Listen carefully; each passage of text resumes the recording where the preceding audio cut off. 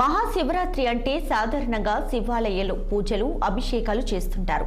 కానీ విశాఖలో మాత్రం ప్రాచీన కాలం నుండి వింత ఆచారం కొనసాగుతుంది.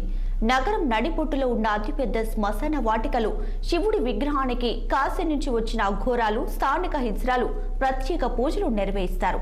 హిజ్రాలు అర్ధనారీశ్వరుడితో సమానంగా హిజ్రాలు పూజలు చేసి డాన్సులు వేస్తూ సందడి చేస్తారు. అఘోరాలు మాత్రం మహాశివుని విగ్రహానికి 108 బిందెలతో పాలాభిషేకం చేసి ప్రత్యేక పూజలు నిర్వహిస్తారు. కాశీ నుంచి అఘోరాలు విశాఖకు వచ్చి శ్మశాన వాటికలు పూజలు చేస్తున్నారు. ఇక దీనిపై మరింత సమాచారం మా ప్రతినిధి కీర్తి కన్నబాబు అందిస్తారు.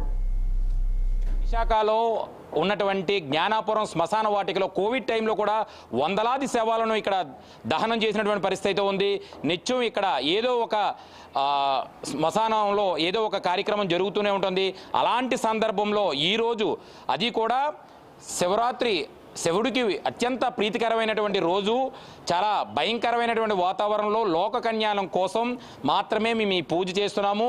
అలాగే ఇక్కడే కాదు, మీరు ఒక చూస్తే కాశీలో కూడా శ్మశాన వాటికంటూ ఏమీ కనిపించదు. మొత్తం శివాలయమే శ్మశానం, శ్మశానమే శివాలయం అంటూ కూడా అక్కడ ఉండడం జరుగుతుంది. లోక కళ్యాణం కోసం మాత్రం మేము చేస్తున్నటువంటి ఈ పూజ ప్రతి ఒక్కరూ కూడా దీన్ని దృష్టిలో పెట్టుకొని ఇక్కడ ఎటువంటి భయప్రాంతులు గురి కావాల్సినటువంటి పని అయితే లేదు.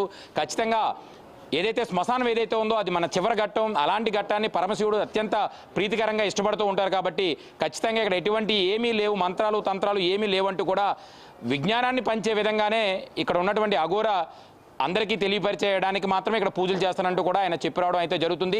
ఈ నేపథ్యంలోనే విశాఖలో ఎంత అర్ధరాత్రి సమయంలో సుమారుగా 12-1 గంట ఉంటున్నటువంటి ప్రాంతంలో కూడా ఈ రకమైనటువంటి పూజలు ఒక్కసారిగా అయితే కొంత కలకలం రేపాయని చెప్పుకోవచ్చు. కెమెరామ్యాన్ దొరబాబుతో కన్నబాబు, విశాఖపట్నం.